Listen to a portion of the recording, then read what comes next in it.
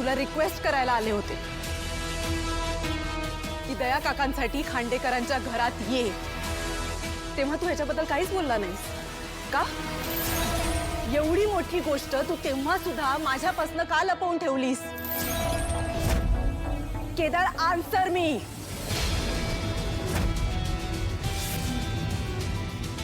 लपवण्यासारखं काही नाहीच आहे, कारण हे सगळं खोटं आहे.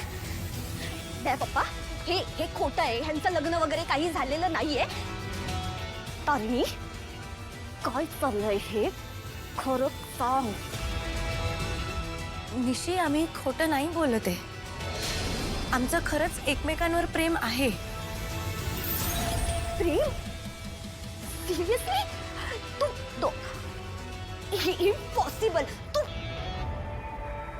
दया पप्पा, मी सांगते, हे सगळं ना खोटं आहे. हे लग्न वगैरे काही झालं नाही. अरे मी राहिली आहे ना ह्या लोकांसोबत. चेतना काकू, तुम्हाला माहिती आहे ना, आम्ही एकाच घरात राहत होतो. म्हणजे मी, तारिणी, केदार.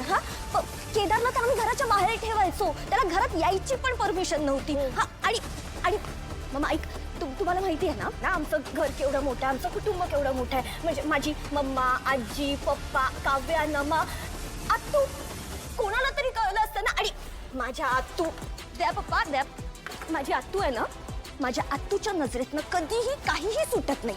आणि हे दोघांना निव्वळ मित्र आहेत, ओनली फ्रेंड्स, बाकी काही नाहीये ह्यांच्यात. आणि जर काही असतं ना तरी आम्हाला कळलं असतं. एक मिनिट थांब. काय एक मिनिट थांब. तू काय म्हणतोयस? तुमच्या दोघांचं लग्न झालंय, बरोबर ना? काय प्रूफ काय तुमच्याकडे? कोणीतरी पाहिलं असेल, कोणासमोर तरी लग्न झालं असेल, काहीतरी पुरावा. काय मनातल्या मनात लग्न केलं की काय तुम्ही? काय पुरावा आहे तुमच्याकडे? लग्न झालं हे का?